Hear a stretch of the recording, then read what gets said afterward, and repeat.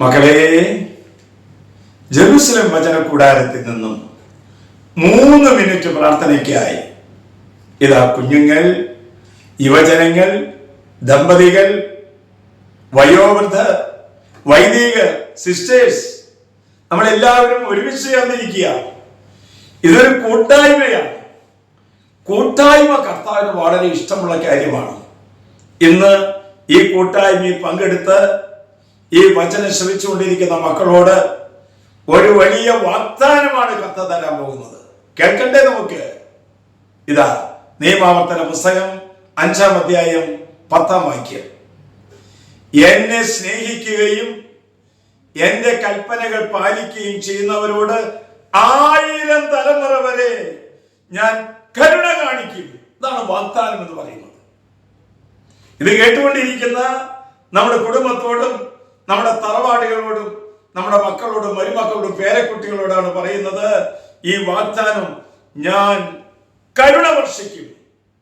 മാത്രമല്ല, ഇപ്പോൾ ചിലരൊക്കെ ഇങ്ങനെ വിഷമിച്ചിരിക്കുന്നുണ്ടാകും. നഷ്ടപ്പെട്ടു പോയ കഴിവുകളെ ഓർത്ത് വിഷമിക്കുന്നവരോട് കർത്താവ് പറയുന്നുണ്ട്. ഇല്ലാത്ത കഴിവുകളെ ഓർത്ത് പരാതിപ്പെടുന്നവരോട് കർത്താവ് പറയുന്നുണ്ട്. മക്കളെ, ഒരു സന്തോഷത്തിന്റെ വാതിൽ അടയ്ക്കുമ്പോൾ 9 വാതിൽ തുറന്നിട്ടിരിക്കുന്നത് നീ കാണുന്നില്ലേ? നമ്മൾ എന്താ ചെയ്യുന്നത്? അടഞ്ഞ വാതിന്റെ മുമ്പിൽ നിന്നുകൊണ്ട് കർത്താവേ തുറന്നു തരണമേ എന്ന് നമ്മൾ എന്ത് വേണം? തുറന്നു കിടക്കുന്ന വാതിന്റെ അടുത്ത് പോയി നീ കരമുയർത്തി പ്രാർത്ഥിക്കുക. നിന്റെ അടഞ്ഞ വാതിൽ തുറക്കപ്പെടും.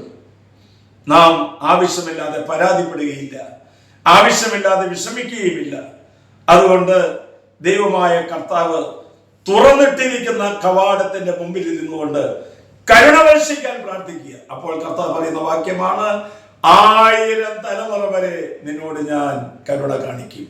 ആശ്വാസപ്രദമായ രാത്രി, പ്രതീക്ഷാ നിർഭരമായ പ്രഭാതം, സൽപ്രവർത്തികൾ നിറഞ്ഞ ദിവസം നൽകി അവിടുന്ന് നമ്മെ എല്ലാവരെയും അനുഗ്രഹിക്കട്ടെ. നമ്മുടെ കർത്താവ് ഈശോ മിശിഹായുടെ കൃപയും പിതാവായ ദൈവത്തിന്റെ സ്നേഹവും പരിശുദ്ധാത്മന്റെ സഹവാസവും നാം എല്ലാവരോടും കൂടി ഉണ്ടായിരിക്കട്ടെ, ഇപ്പോഴും എപ്പോഴും എന്നേക്കും.